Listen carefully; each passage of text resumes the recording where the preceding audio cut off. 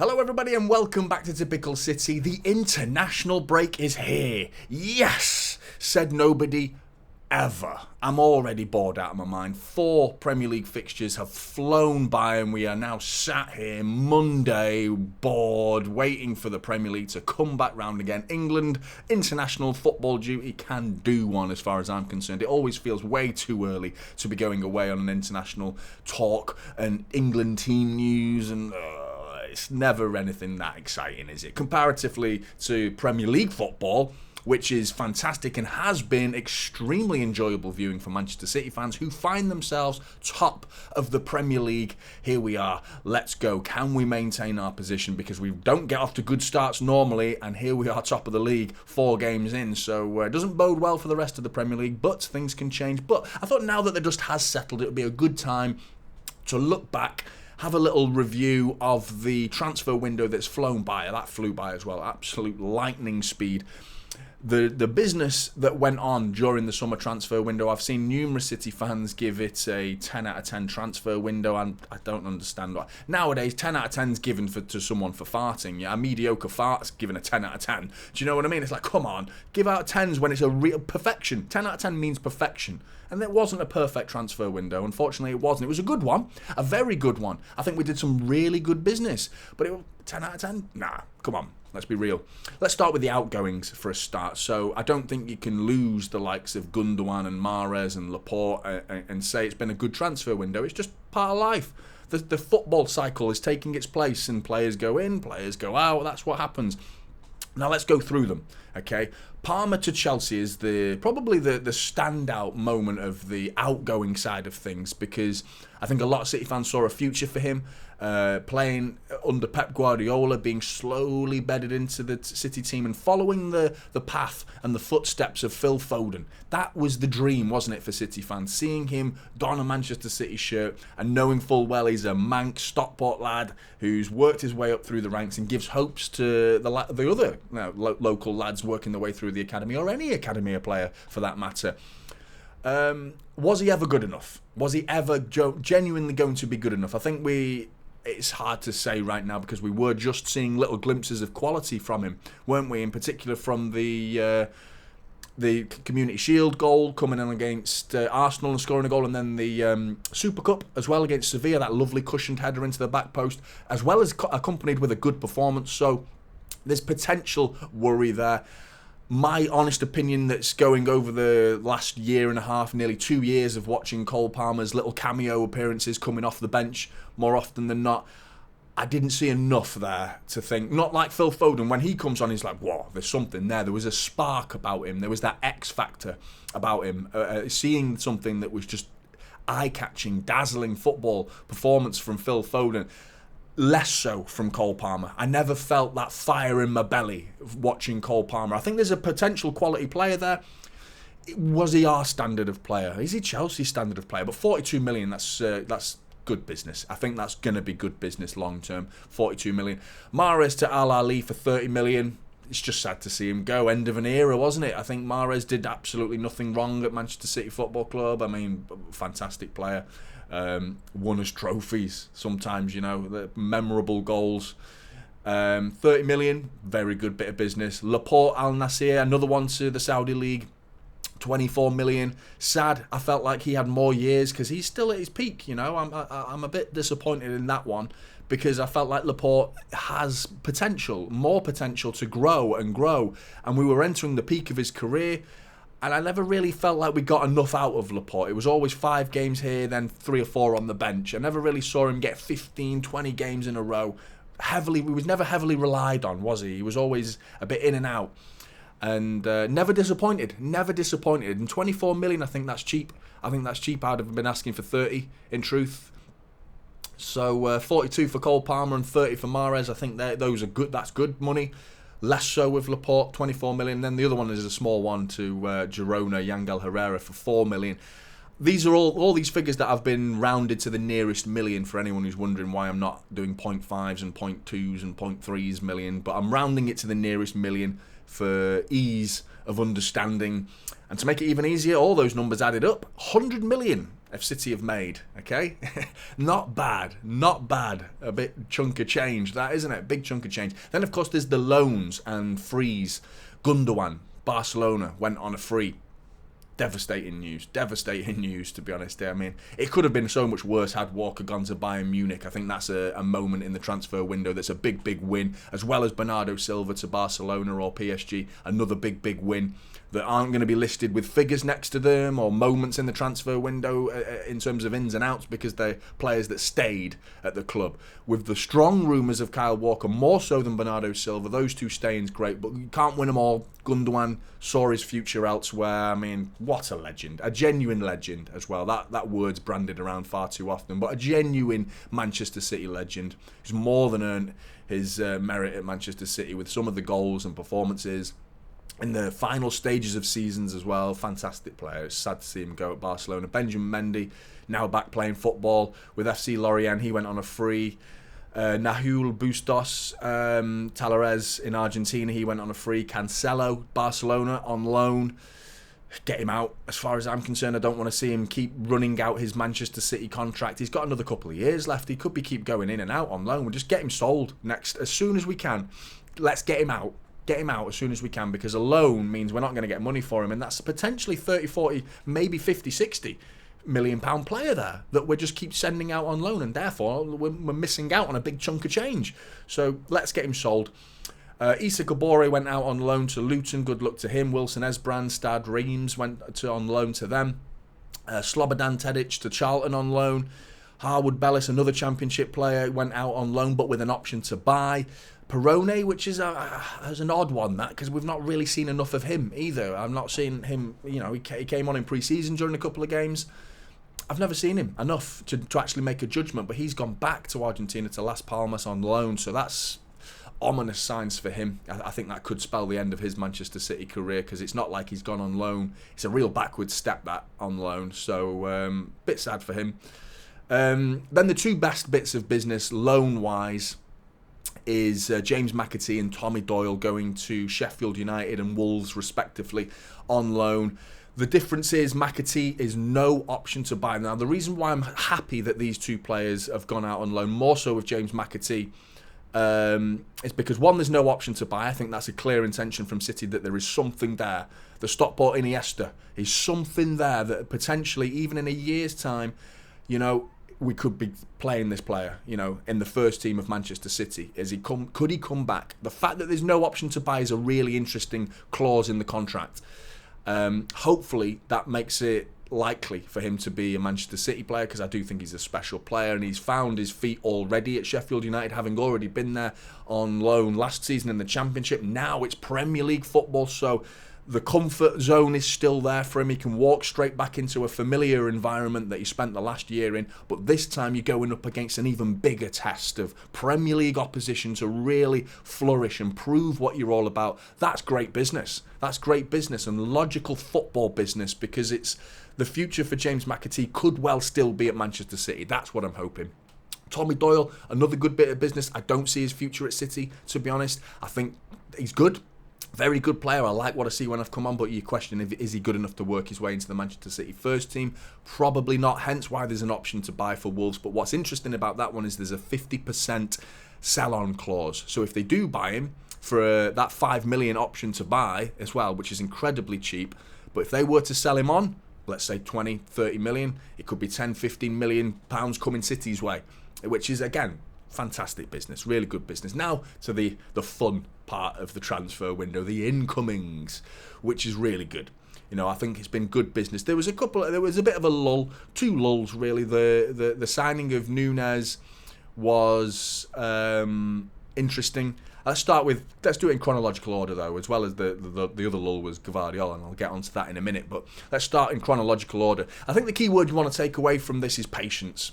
Patience, City fans. Patience. Not only patience in a business sense, let the club do their business, because halfway into the transfer window I saw so many people coming at me in the comments and generally giving their opinions into various forms of social media, talking about how poor City are operating and they're not getting business done. And I think Arsenal getting their business done relatively early, I think sparked a little panic in some City fans and got them worried about how they're not adding to this treble-winning squad with the likes of Gundogan, Mahrez and Laporte all on the way out. Who are we going to replace them with? And it was panic, panic, panic. Job's been done. Okay, let's give a big pat on the back to Cheeky Bergenstein for getting the job done. He has done it, and he's done a fantastic job of doing it. The other reason why I want to say patience isn't just because patience within the transfer window, it's patience on the football pitch as well. Allow these players to find their feet, you know, because right now you can't arguably say whether it's been a 10 out. How can you say it's 10 out of 10 transfer window or any rating really? Because we haven't seen these players for more than 4 Premier League games. Matheus Nunes hasn't played a single minute for Manchester City yet. So how can we say he's been a good signing? We can't. I like to think he will be, and I do think on paper it's good business. I think it's there's potential there for him to be a very valuable member of Manchester City's squad, but you can't say whether he's been a good signing yet. He hasn't played. So Mateo Kovacic for Chelsea, he has been fantastic business. 25 million. 25 million. How are we signing Mateo Kovacic for 25 million from Chelsea and selling Cole Palmer to Chelsea for 42 million? Someone want to explain that to me? I mean, from City's sense, hey, cha-ching, a good bit of business. From Chelsea's sense, I don't get it. I don't get why they let a player like this leave and bring in Cole Palmer and pay nearly double what we paid for Kovacic. It's obviously age is a big difference. That's the 29-year-old versus a 21-year-old. Obviously, you're going to get more years out of Cole Palmer. That's an obvious thing to say. But player for player, now for now, you know, I mean, yeah, I'd rather have Kovacic right now. And he's been fantastic so far. I think we can say, yes, this guy's going to be a good signing. He's filling the boots of Gundogan. It's like Gundogan never left. He's bringing a different dynamic to the pitch in terms of carrying the ball more than Gundogan.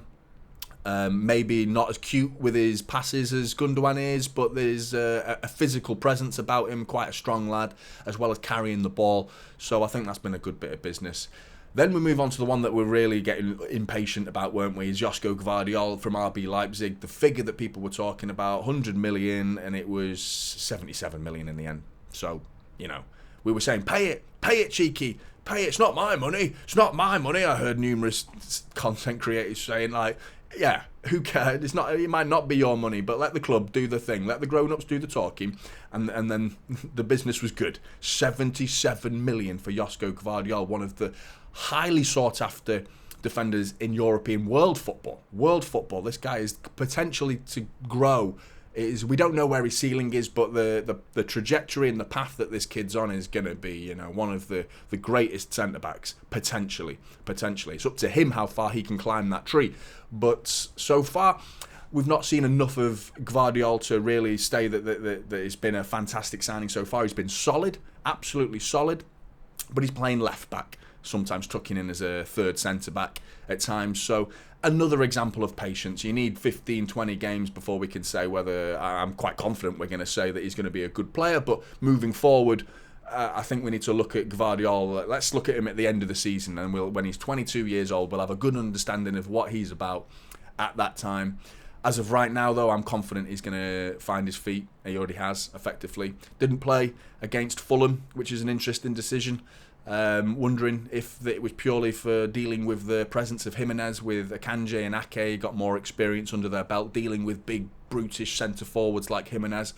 Maybe that makes more sense, but I think it's another good bit of business that's we're going to see 5 or 6 years of Joško Gvardiol. It's going to look like a bargain, potentially, considering how the market's going as well. Then on to Jeremy Doku, one that went quite quickly, wasn't that slow. The decision to go for him was a little bit late. I think this followed, it was coinciding with Paquetá, which is another reason why I don't think, as well as Nunes as well, but Paquetá, Dani Olmo, those two I think could effectively have played a little wider. They were predominantly central midfielders, but I do think they can play on the wide. So Doku being involved in that discussion makes a little bit of sense. I do think Doku was a guaranteed target. We were going for him as well as Paquetá and Dani Olmo, and the fact that we weren't able to get Paquetá because of unforeseen circumstances due to betting allegations, we can't control that. We cannot control that. Dani Olmo, we were priced out of that. We even approached Wirtz as well, which is predominantly a central midfielder. the conversation was shut down immediately due to the price of Florian Wirtz. So, yeah, I think Doku at 51 million from Rennes, we haven't seen another... If any of the players I want to stress the word patience towards, it's Jeremy Doku, and I think we need to see patience, because I have seen City fans say his debut wasn't good. I mean, the 75 minutes debut as a 21-year-old coming from Rennes to Manchester City, and you're judging him on that. Give over yourselves, lads. Come on, sort yourselves out. Give your head a quick wobble.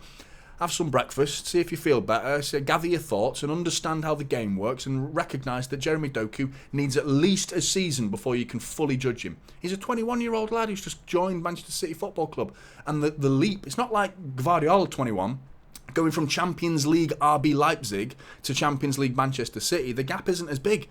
Rennes to Manchester City, what a leap that is in your career. So it's going to take time to get used to things, and getting your thoughts and your mental state in sync with Manchester City Football Club and how winners operate. You know, it takes time. So give him time. I think the flashes are there of brilliance. We all know what he's capable of, and I think 51 million could well prove to be another bargain, potentially. Matheus Nunes from Wolves, 53 million. Transfer deadline day. This is the one transfer that I feel a little bit uncertain about, because it's like, wow, why did you bring Calvin Phillips on? You know? Why did he bring Calvin Phillips on against Fulham and not Nunes? It's an interesting one, that. The fact that we went for Dani Olmo and Paquetá, who could well play in Nunes' role, depending on what Nunes' role is going to be. 53 million, I think, is good business. The player is worth that. Where he fits into Manchester City is why I'm questioning the move. I like to think he's going to be rotated with Rodri and Kovacic.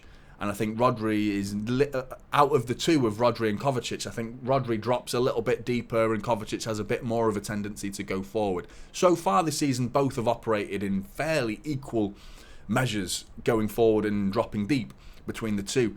Matheus Nunes can do that exact same thing. So it's a take your pick. Who could he come on for? Potentially, with Kovacic's injury record at 29 years old as well, he's probably going to pick up an injury or two this season. Touch wood he doesn't. Touch wood he doesn't. There's a bit of wood there that I'm touching, if you're wondering.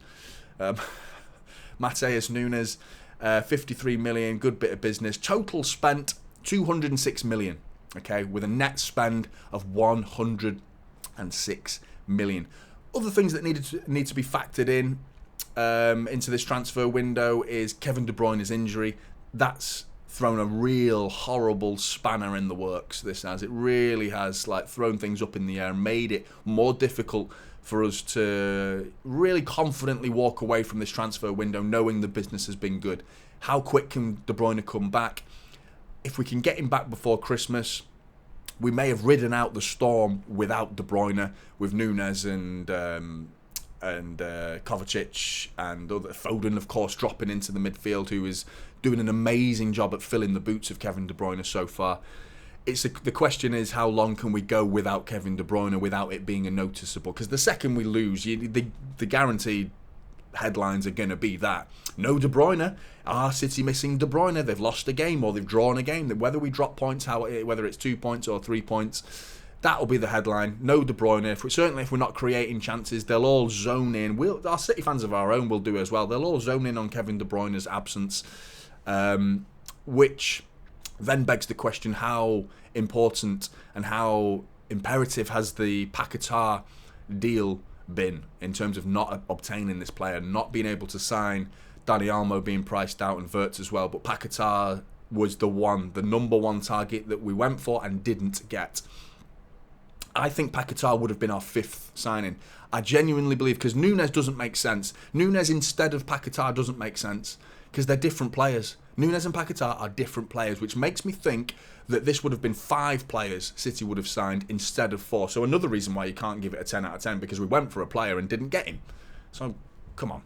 Let's not give the 10s for such mediocre things at times. But it's not been a mediocre transfer window. I think it's been a really good transfer window. If you want a score from me, I'll give it an 8, because I think the business that we did, I think in particular the Gvardiol deal, how long that took, how hard it was to get that deal over the line, and with so many rumours about the price tag's going to have to be, we only want 100 million, that's all you're going to get from us, we're only going to sell him for 100 million, 77 million. So it's not been bad at all. And the other issue is most recently, and another reason why this transfer roundup that I'm giving you right now is a good time to do it, is because of the substitutes that came on against Fulham.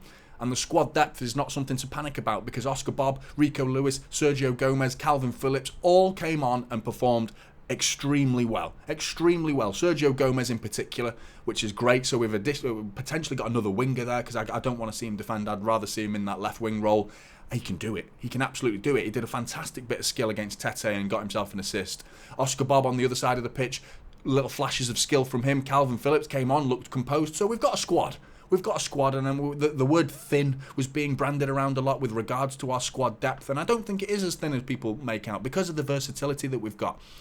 The quality coming off the bench is arguably worse than it was last season, because of we know what we get with Gundogan and Mahrez and Laporte, and with De Bruyne being injured as well, there would be another quality player on the bench, wouldn't there? Because if De Bruyne was on the pitch in the starting 11, it would probably be Alvarez who would be on the bench, or Foden on the bench potentially, or whoever, Doku on the bench, whoever it would have been, De Bruyne been in the starting 11, that would have put another quality player on the bench.